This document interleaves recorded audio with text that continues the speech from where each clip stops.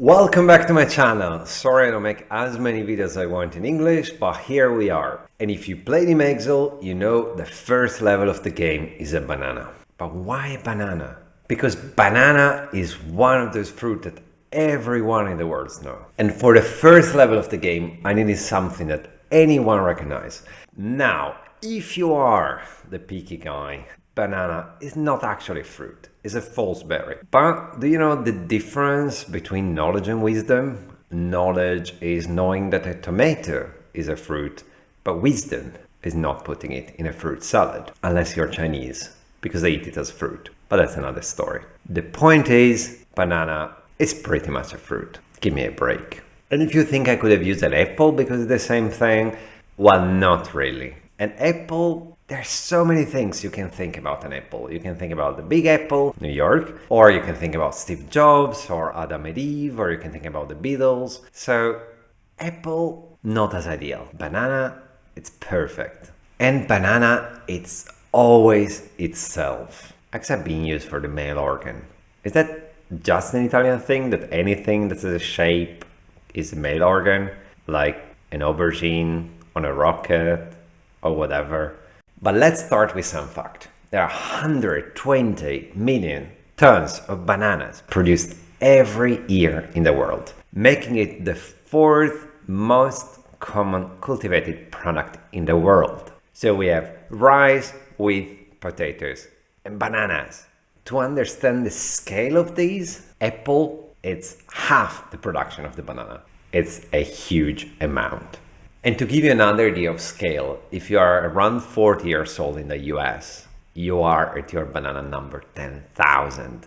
10,000! It's 240 bananas per year per person, or 40 kilos. Did I get you an idea? And remember, guy, never make eye contact when you eat a banana in public. Never. Rule number one. But there are also a few things that we take for granted, like what it is a banana. How does it taste like? And that's where things get a bit complicated, because there are over 1,000 different types of bananas. And most of them are an hybridization between the two most common banana we eat, which is the musa acuminata and the musa balsamita. But in the world, we practically eat only one type of banana, which is called Cavendish. And I'm not talking about one species of banana, I'm talking about one banana, because as you notice, the banana practically do not have seeds anymore, so they are reproduced by cutting a branch and implanting somewhere else. So it's pretty much the same banana, which is a miracle that it doesn't give allergy like many other fruit when we start doing this. To be fair, Cavendish is the banana we eat today, because up to 1950, the most common banana in the world was the Gros Michel. Do you know the banana flavor? Well, that's the Gros Michel, because it was invented before 1950. So we have banana flavor that doesn't really taste like the banana we're used to. And the problem with the Gros Michel is at a certain point, there was a huge epidemic that killed most of it. It can be found somewhere in Asia, and since I knew about it, I wanted to try it, but I think I never did. I tried other types, because there's other few that you can buy, but not the Gros Michel, unfortunately. The Gros Michel had a slightly thicker skin, and it was sweeter and had a slightly different texture, so it was probably nicer. Among the banana I tried, I remember in Madeira, which is a Portuguese island in the middle of the ocean, they have the small banana which from the description look like that, and they were amazing, and I ate a lot of them. And if the Cavendish will be extinct, we already have a replacement from 1988 called Goldfinger, which is pretty much the best banana we can imagine, because it's white, it doesn't get darkish if you leave it on air, because it doesn't oxidize like Cavendish. It's more resistant to pesticide and everything. It's perfect, but it tastes like apple.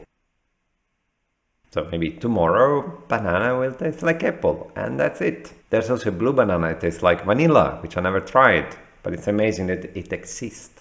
But going back to Cavendish, his name came from William Cavendish, the 6th Duke of Devonshire, which is the first who took it and started growing it in a glass house. And Cavendish is also famous because in 1821, at the coronation of George IV, brought the orb and the cross. which is another Imagzle level, but that's another story. Going back to the banana, it has a strange geographical history too. So 5000 BC, it started moving from Asia and it moved to India, and from India it moved to the north of Africa, it skipped Europe altogether and moved to the New World, where it was used as food for the slaves working in the cotton plantation. And it was only in 1860 that the United Fruit Company, that then will become Chiquita, started exporting banana from America to Europe. Now, I don't want to go into the details of Chiquita, which today is a multinational Swiss company operating in the US, but to give you an idea about how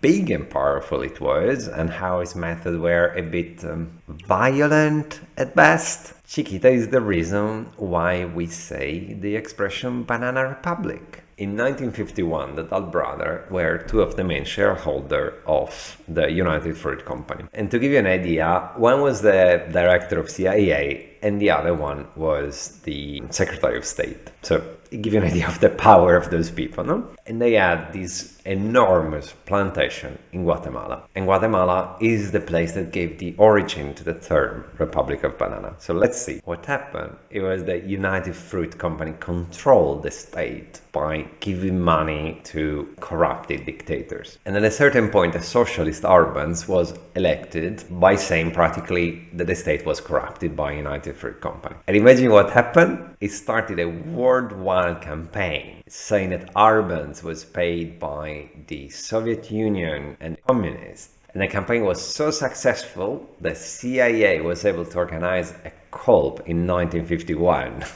to take him out of power. Banana. In 1954. Anyway, to be fair, in recent time, Chiquita said they wanted to change politics. They wanted to make the production more sustainable and more green, so they changed. Yeah. Anyway, if you really want to be sustainable, the problem is, as Greenpeace said, the production of banana has other huge issues like deforestation. So if you want to be green, you would have not to eat banana at all. Sorry. And by the way, you wouldn't have to eat quinoa or pineapple or avocado either. I saw recently something about avocado because now there is a huge request in the world and they are destroying plantation of everything else in some countries. So maybe a bit more mindful about what you eat and the impact that it has to the world. We all should be.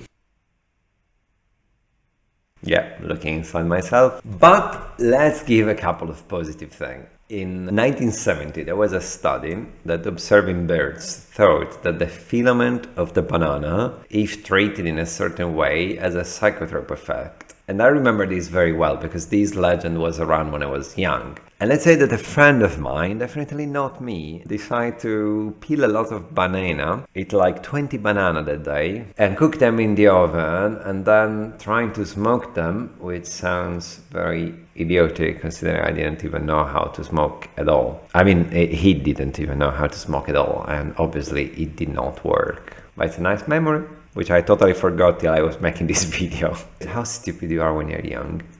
Another interesting thing, there was a guy in 1970 that created banana plank, which is a material which is similar to compressed wood, but made only from banana, which is great. I remember when I was in the Amazon forest, I was 13 with my father, and we went to Quito, to Galapagos, and then to the Amazon forest. It was pretty amazing. It was just me, him, and the guide. I was in the middle of the forest, and I remember I woke up on those house and sticks. I don't know how they're called in English. But I woke up and there was hundreds of parrots. And I was in this place where probably it was very hard to get any food. So there was bananas everywhere. Practically tablecloth was made of banana leaf, and then you have fried bananas and normal bananas, milkshake of bananas, and you went on an hammock and you had bananas next to it. And that was pretty amazing. You can do everything with banana. And you can do banana bread, which was originally a way practically not to waste banana. They were almost gone. And there are some supermarkets I saw the other day that sold them half price with the recipe of banana bread on them. But it became so popular.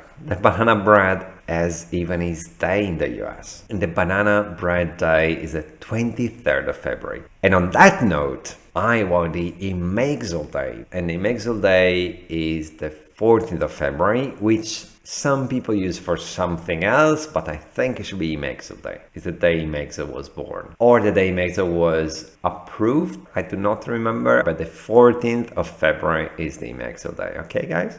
Did you know that bananas grow upward, not downwards? It's a bit weird. And by the way, I never understood. So in Spanish, plátano identifies both banana and plantain. And in English, I think it depends where you are. So if you live in any English-speaking country or not, is this for you a banana or a plantain?